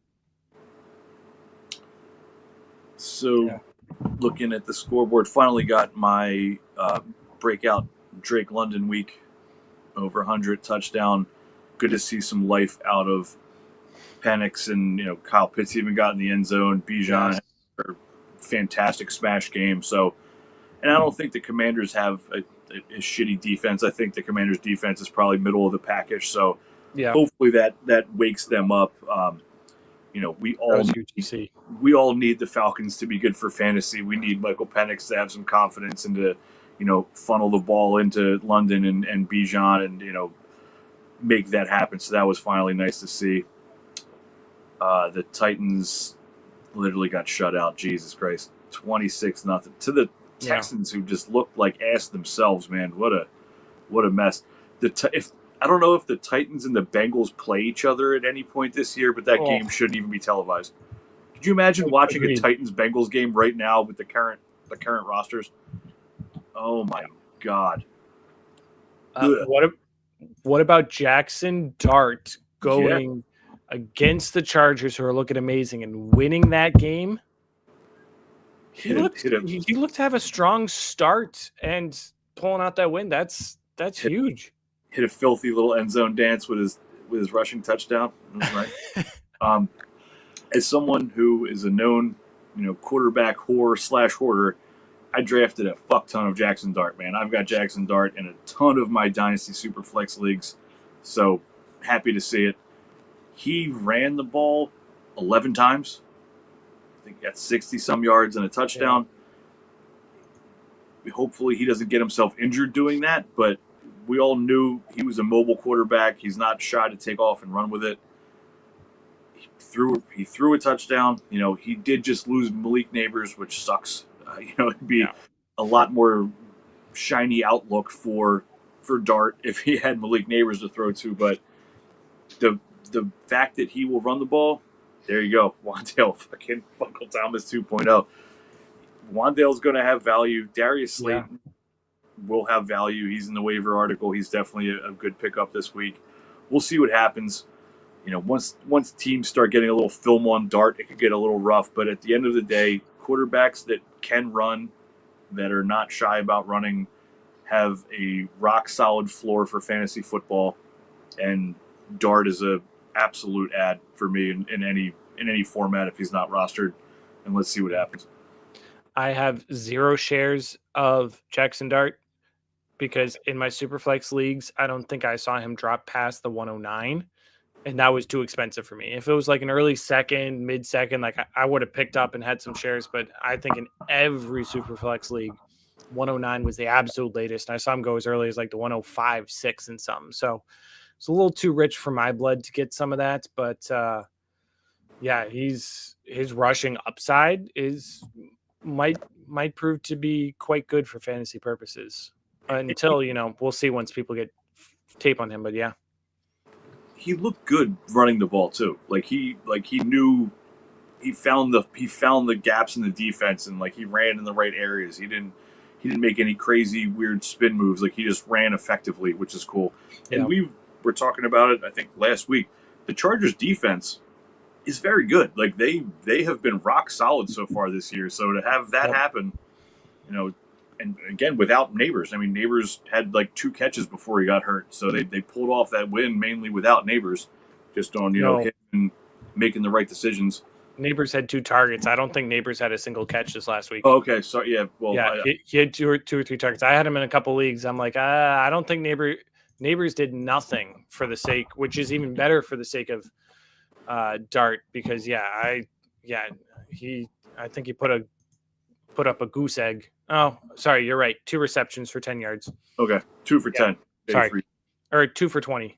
Yeah, he did a little. For some reason, I was thinking goose egg. I was thinking you lost me a week or two, or a league or two. But yeah, I mean, it still wasn't much. But yeah, heading into that game, the Giants felt like they had so much momentum. They had Dart, Skatibo, Neighbors. This is going to be such a fun offense. And at 2:00, there was an alert. Neighbors is hurt. And then an hour later, I got an alert. Jackson Dart leaves to a concussion. I'm like, those poor Giants fans. God damn, they didn't get one day to enjoy it. But they did get to pull out the win. Dart looks fun. He looks really solid. It'll be fun to watch. It might not result in many wins, but it was fun to watch. So the Rams logo just jumped out to me, and I'll pose this question to you guys. We're redrafting the NFL draft we're redrafting for fantasy right now. Is Puka Nacua the number 1 overall pick? He has been fucking ridiculous. He's definitely the number 1 receiver. He might be the number 1 player in fantasy at this point, but he's been beast mode. I was the one who said fade him. I thought Devontae Adams would do more. I was expecting him to come in and be like the Adams to be the 1A and Puka be the 1B, and that's not turning out as well as I expected. Stafford had a phenomenal game. I think every touchdown came through him this last week. That I'd still lean like Bijan or something with the 1, but Puka's top 3 if you're redrafting, if not top 2, guaranteed with how the season has gone so far. Yeah, have him in a few spots. It's been a pleasure. I'm winning. Well, not winning. I'm in first place in one of my many South Harmon leagues that I have, where it's a pretty wild scoring league where they designed it to try to balance all the positions. It has a crazy tight end premium. It nerfed the quarterbacks a little bit. Basically, it was a league where they designed it to make the warp chart fairly even for all 4 positions, so you could just draft however you want, just build a team however you want. And because of that, I was able to start with Jefferson as my first pick and Puka as my second pick, and I'm in 8-0 with the median scoring and most points by a good bit, and it's been a pleasure so far. Obviously, the rest of the team is pretty good to have that record, but Puka's by far my MVP there. Yeah. One player I'll mention, at some point, I've mentioned my wide receiver model. I'm sure I want to talk about it, and around mid-season, talk about how my it's been calling rookies out. Igbuka, I think, is someone that I didn't put as much weight into what he could do, mainly because, as I mentioned earlier, I hate expecting injuries. So I was thinking he's going into the wide receiver 3. I hate expecting injuries. And then Godwin is injured and out longer than people expected. Evans is injured. Igbuka is, he had still in half PPR, he had 11 points in week 2 or 3, but he's looking at 21, 18. He's looking at a solid flex, if not wide receiver 2 in your redraft leagues, almost like a plug and play. Don't worry about him. He's got a good floor and he has that ceiling.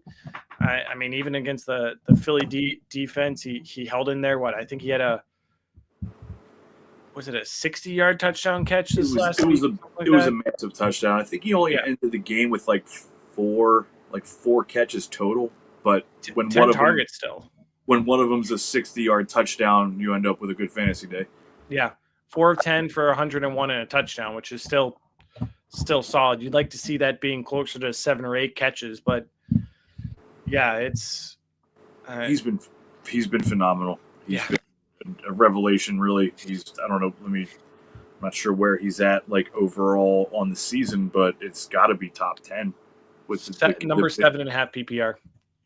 It's 7.5 PPR. Okay, so he's been waiting to be a little bit lower in full because he's not getting like crazy volume, but he's getting in the end zone quite often. Yeah.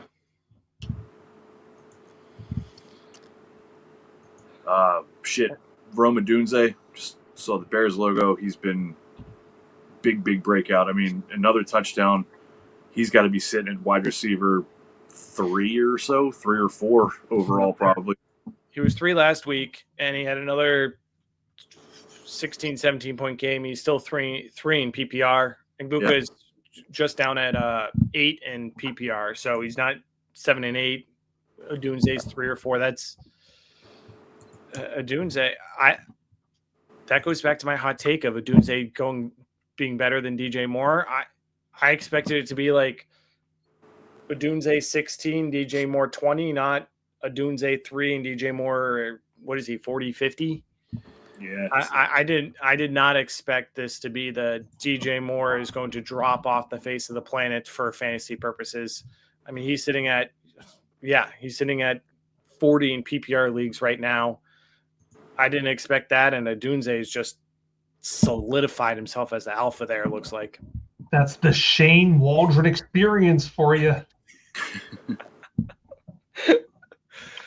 The thing that is even great for Odunze going forward is how bad their fucking defense is. The Bears can't stop anybody. So it's going to be nothing but Caleb just happened to fucking chuck it downfield, and he clearly has eyes for Rome Odunze. So, yeah, I mean, fucking wheels up for Rome. He's balling. You ain't buying him, man. Shit, every dynasty share you have of Rome Odunze, you should be like diamond clenching that shit, man. We could be talking about him in that Jamar Chase Jefferson category as soon as the end of this year or the off season for sure. Don't remind me. An hour before week 3 started, I traded Odunze for Caleb Johnson in a first. And I'm like, that's going to do great. Like, it's a mid-first. Caleb Johnson should be coming up. Then Caleb Johnson messed up the kick return. Odunze kicked off. I mean, and for the Bears, Ben Johnson play calling. Week 3, you call a flea flicker. Week 4, you call a fake flea flicker. Like, his play calling is just, he's going to get Odunze the ball. No matter what happens, like, that, I don't know what he's dreaming up with everything, but that's crazy to pull that back-to-back weeks off, and that it's becoming a fun offense to watch. So, looking at the Chiefs game there up in the top corner, Patrick Mahomes, huge game. had an awesome game. He's got Worthy back. He's made Juju fantasy relevant again. He's got Rice coming back sooner than later. We've just, Barrow's done for the year. Lamar might be out for a couple weeks. Is Patrick Mahomes like top 5 fantasy quarterback moving forward? They cannot run the ball. I mean, They have no run game. Nothing. Yeah, I mean, it's hard to say Mahomes not being top 5 when you're looking at consistency wise. Who else offensive is going to have that consistency as Mahomes with no run game? No, I mean, they have no choice. And Mahomes will run. Mahomes, pencil him in for 25 to 40 rushing yards almost. Yeah, he's got that rushing floor. Yeah. Give me Mahomes top 5 rest of the season. Yeah. I mean, looking through, like, Jared Goff has done well, but, him I could see maybe as the other one solidifying top 5, maybe Jalen Hurts, Josh Allen, of course, but that's still two slots, 3 slots I could guarantee. Lamar being injured, depending on when he comes back. Yeah, I like that take. 40-40. We definitely talked about the Packers Cowboys a good bit for the 40-40 game, 40-40 tie. Crazy offensive output. The Packers defense is ass. The Cowboys defense is even more ass. Pickens made some amazing catches. Pickens went ham. I've said multiple times I'm not a big Pickens guy, but man, he's hell of a game for him there. We still have no idea how long Lamb's out. We're still guessing at least a couple weeks. Yep. So yeah, man, fucking enjoy the ride with Pickens at this point. Yeah. And bookmark this if you want it. Hour 42 on the week 4 scoreboard. I think the Bills might not be that good. They didn't obliterate the Dolphins last week. They were only up 21-19 on the Saints, and Brandon Cooks lost a touchdown by a fingertip. The Bills might not be not that good now. I guess they're just saving it, but man, I don't know. I thought they would obliterate the Saints and the Dolphins. I was expecting just massive fantasy days from Allen and Cook. Cook helped me fucking lose my main league. So he was 120 and a touchdown. So yeah, Cook did just fine. Yeah, they didn't cover. They definitely didn't cover. It was like a 15-point spread. So yeah, it was the biggest. Wasn't it the biggest spread ever? It was close to it. Close to if it wasn't. Yeah, the Bills won by 12. And I remember hearing multiple media sources and pods that I listened to saying, usually if the spread's that big, you always take the dog. They never cover a spread that big. But all these news and media people are like, but this week, fucking take the Bills. They're gonna fucking beat them by 30. Guess what? They didn't. So when you see a crazy, ridiculous spread like that, you should probably bet the money on the fucking underdog, and they would have paid well this week to do that. Yeah. The Bills this year definitely remind me of the Bills last year, where they're not going to have a 400-yard passing game to win it. They don't have the wide receivers for that, but their rushing attack of James Cook and Josh Allen is going to kill you if you leave one open, and they still can whittle you down little by little on the passing game. That they're not going to take you off over the top. They're not going to win by massive amounts because they're going to control the game. And to me, them not crushing these teams doesn't tell me they're not elite. It just tells me that they're controlled in everything they do, and they're going to consistently put this up, and they're going to control the clock. And I expect them to be. I'd expect a top 3 seed in the playoffs. They sound a little bit like the AFC Philadelphia Eagles in that capacity. Yeah. They're better than you. They're going to win. You might just not like it for fantasy football. True. All of that to have a kick sale wide left. Yeah. Any other games before we do next week's preview to close this off? No, I think you could roll us along, man. See what we're looking at for next week. Sounds good. Got a good Thursday night matchup. The 49ers against the Rams. Rams have had a sneakily good defense. We got another game in London. Vikings second week in London versus the Browns. My Patriots are going to lose Sunday night versus the Bills. And then Chiefs Jaguars, which with how the Jaguars have been playing is going to be an interesting Monday night, plus some other interesting matchups in there. What sticks out? So the first thing we absolutely have to touch on for fantasy purposes is the injuries all over the place for the 49ers for this Thursday night football game. As we all know, you can't flex Thursday, people. So if you're going to play any running backs or receivers from the 49ers, you have to have them in your running back receiver slots. We're talking about we still don't even really know if it's Mac Jones or Brock Purdy. Yeah. Brock Purdy has the projections on Sleeper and ESPN right now, but he's hurt. He's questionable. Mac Jones is also hurt. Jones had a full practice. I think it's going to be Jones. Okay, well, we'll see. I mean, if Purdy's able to go, they'll obviously play Purdy, but just something that we have to keep an eye on. I mean, Pearsall's questionable too.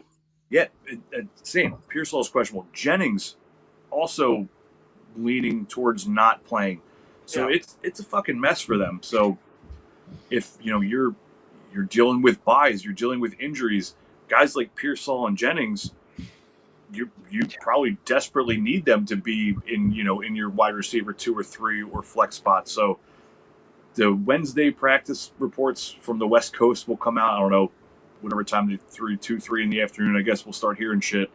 I mean, there's got like Demarcus Robinson and Kendrick Bourne might be relevant fantasy options this week. If Pearsall and Jennings don't play, those guys are going to be the top targets. George Kittle's still on IR. Messy stuff. So keep an eye on that.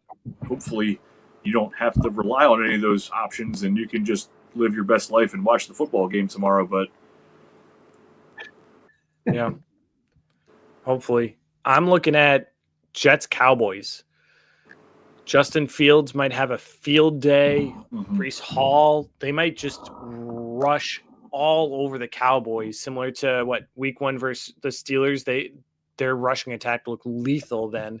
It hasn't quite looked the same since, but I could see if the Jets pull out, a touchdown ahead, 10 points ahead, that their rushing attack might be something that will just wear and beat the Cowboys down.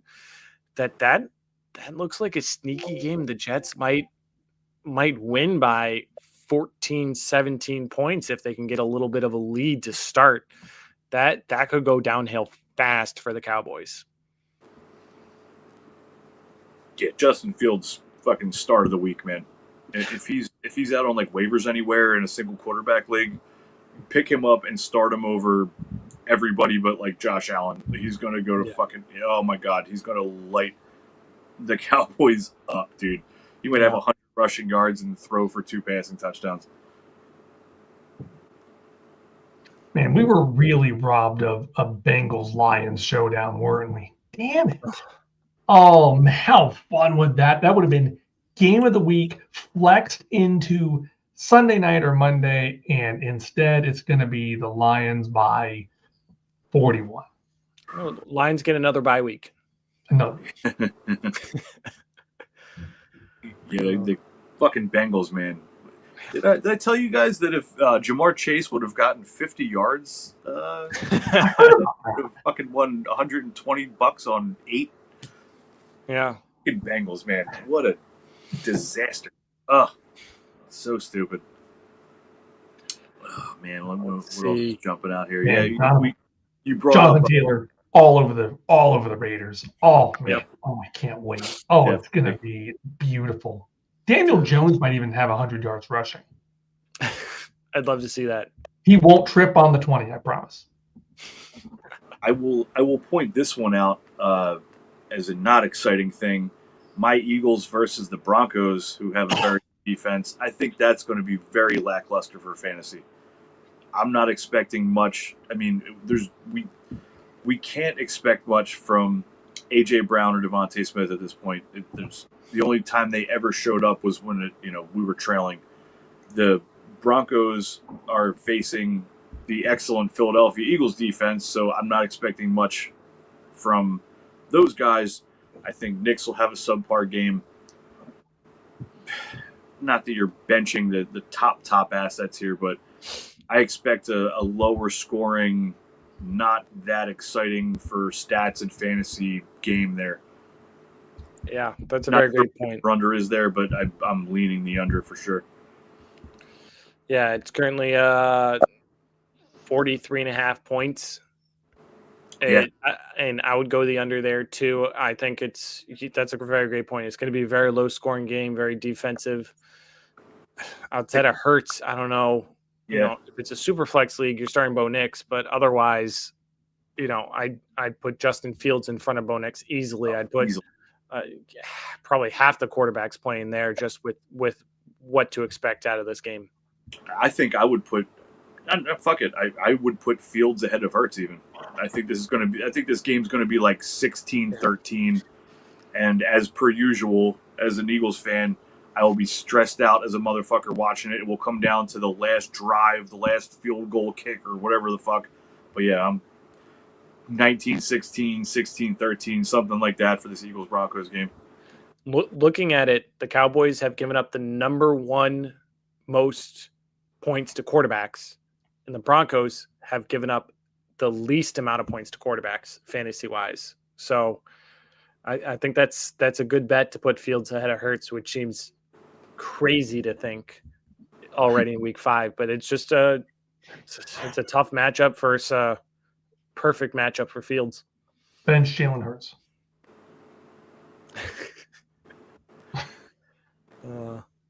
I'm hoping Jaden Daniels gets back for the Chargers game, because that's going to be electric if it is. If not, again, I think it's I'm not putting much on it if Daniels isn't back, but there's hope. I mean, he's been out 2 weeks, potentially a third. Sleeper blurbs all say that Daniels is expected to play this coming week, so hopeful for that. I think Terry's the wild card there. He, at least as of today, they're giving Terry a projected point total. He's still listed out because he didn't play last week, but they're giving him a projection, so we'll see. I think Daniels is going to play though, unless he has some kind of like weird setback. All the news that I was seeing is that Daniels will be ready to play this week. Yeah, I just looked. It says that, and says McLaurin's trending up. Okay, so that's kind of a nice way of saying we don't know. So right, that would be fun though if we get Daniels with Terry and we get Herbert and his full complement of weapons. Superstar Quentin Johnston. So I shared this in the Fantasy Holics chat earlier. I officially got a AJ Brown for my Quentin Johnston offer in a dynasty league, and I said no. It was the team that I have Quentin Johnston on. It's a 14-team league that I took as an orphan like 2 years ago, and they literally gave it to me free for 2 years because of how shitty it was. Wow. So I've been, just doing everything I can to build it back up. But yeah, the team still is nowhere close to competing. So I'm not taking 29-year-old AJ Brown for Quentin Johnston on a roster like that. So I turned it down. Pretty wild. Yeah, feels crazy to think that, but yeah, makes sense. Anything else of note? None of us said Bucks Seahawks, which could be game of the week.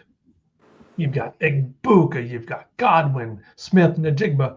Bucky Irving's questionable, but it could be the most exciting game of the week, and it could be just right under the radar. Yeah, I think Monday's the most exciting game of the week. I think that's going to be electric, but that might be my hopes that the Chiefs go 1-4 or 2-3 to start the season. Could just be me. See, NFL saving the best for last, bringing that Shane Waldron offense out for the whole nation to see. Yeah. The Chiefs have a good defense. It might be fucking just more of the same. Might be another dud game for Thomas, another dud game for Hunter. Could be. Ugh. Hope for the best, though. Yep. Well, I mean, I don't know if anything else are. We talked about so much already with all the the players that we touched on and all the elements that evolved from that, but definitely keep an eye out for all the San Fran injury shit, man. Tomorrow's injury report is going to mean so much for how you adjust your lineups and who you need to bench or who you need to move into the move out of your flex and all that stuff. And make sure you get your waiver claims in. Check out the old Castle Black Fantasy Holics waiver article. It's up on the page, up on the site. So gave you some good targets. Get your claims in. Make sure you check who was dropped. It's just as important, man. You'll see this time of year, panic drops, man. I saw a guy drop Terry McLaurin this weekend right before kickoff. I don't know what he dropped him for or whatever, but Terry McLaurin is literally on waivers in a league of mine. So I have a bid in for him. We'll see what happens. I got Brian Thomas Jr. off waivers last week.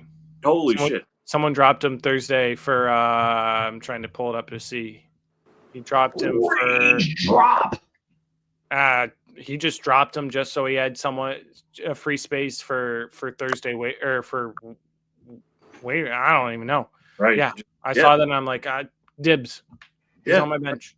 These are actual fucking paid leagues that you see stuff like this in. So yeah, man, get your claims in tonight, but then you wake up to take that morning piss, man. Open up Sleeper, open up ESPN, see who got dropped. There might be some wild shit out there waiting for you. Yep. Awesome. Well, we kept it just shy of 2 hours this time. Yeah. Always easy to drink beer and talk football with you, gentlemen. Always love it. Always. Have a great week, everyone. Enjoy your football. See you here next week. Good luck. No injuries this week. None. No injuries. Please. No more. There's not enough players left. Yeah. Enjoy.